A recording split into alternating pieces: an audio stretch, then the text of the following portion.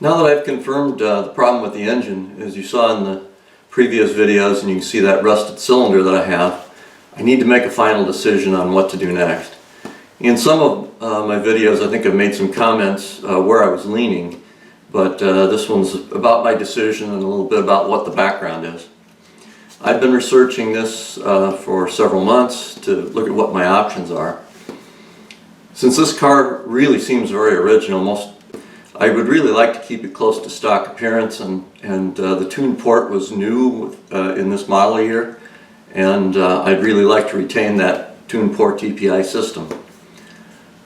I would like a little more power, but I'm not interested in going racing, just having a nice performing street car, and my goal, I think, is to make this more of a restoration than a makeover. So my first thought was to try using a crate engine and move to a 350 rather than a 305. The 350 has certain advantages due to the larger bore size, and you can run larger valves and better airflow in the heads. I also had some discussion with my son-in-law, who suggested a 383. He's done that before. It's like a longer stroke 350, and all the engines would look the same externally, so you could bump the displacement and it would still look stock. But then I did some consulting. I looked and consulted with somebody who does computer tuning on tune port systems, and his advice was that if I wanted to keep the TPI system, I would really be disappointed in the performance of a 383. 383 can make a tremendous amount of power, but the TPI system would limit it, and if I really wanted a 383, I should try changing induction systems. 383 would make a lot of torque, but the horsepower would be limited a lot by the TPI system, and it's airflow limited. And larger displacement engines mean more airflow at the same RPM, so the ability to rev and make power at higher RPM would be limited. I know there are ways to fix this or mitigate this somewhat by porting the plenum, putting bigger runners, adding headers. There are ways, and I know a lot of people have done this and are satisfied. I can see online people run 383s with TPI and they're happy with them, but I'm just not sure whether the trade-off is worth the cost. Then if you look at the difference between a tune port 305 and a 350, the power difference isn't that great. It's maybe only 15-20 horsepower. You can go back and look at the specs. My research showed that the TPI was actually designed for a 305 and was later applied to the 350, but initial design was for the 305, and the airflow matches to that.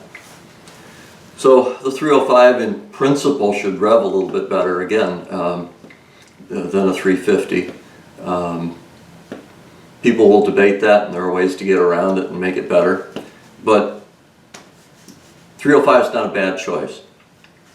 And in 1985 you couldn't get a 305 or a 350 in this car, only a 305. So then I looked at crate engines, and they all seem to have compromises for what I'm doing.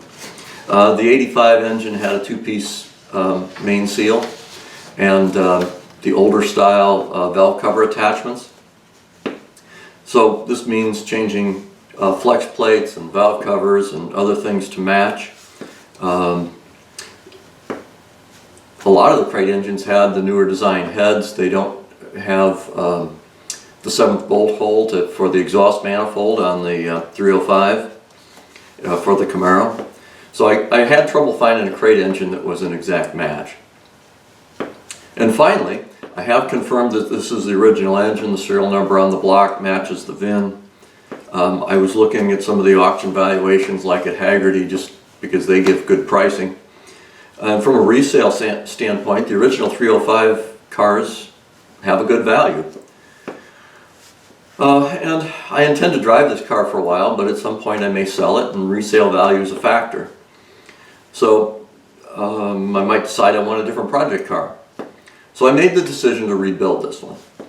Then I started working on selecting a shop to do the work. I asked for quotes from different shops, including performance shops, my local machine shop, and an engine remanufacturer close to home. I really don't think I need a race car shop because this is basically a stock rebuild. I'm not pushing this engine to 6,500 or 7,000 RPM that needs a really fine balance or handle more power. This is really a stock rebuild. So in the end, I selected the remanufacturing shop. They normally remanufacture and sell engines, but they will also remanufacture your core to you bring them your engine and they'll fix it.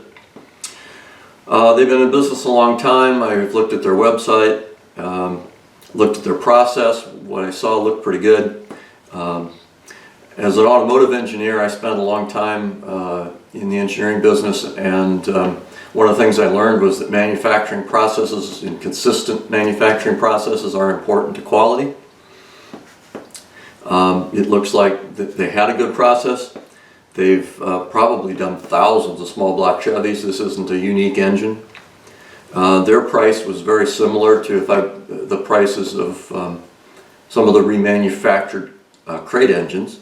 So there's kind of a wash there. They have a good warranty, and they'll do some custom work. I'd like to put a little different cam in it, as long as the engine's out, and they will install a new cam and springs to my request.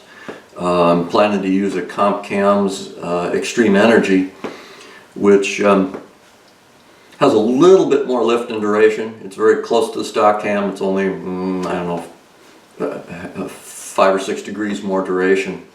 But it's got more area under the curve. It lifts faster and sets the valves down faster for more power.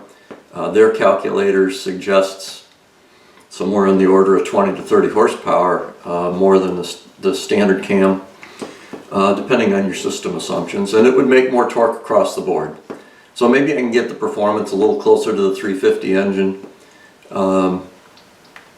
give it a little bit more power, and gives me the option that if in the future I decide to add, open up the exhaust or do some things with the intake to make more power, it should give me a little bit more leverage.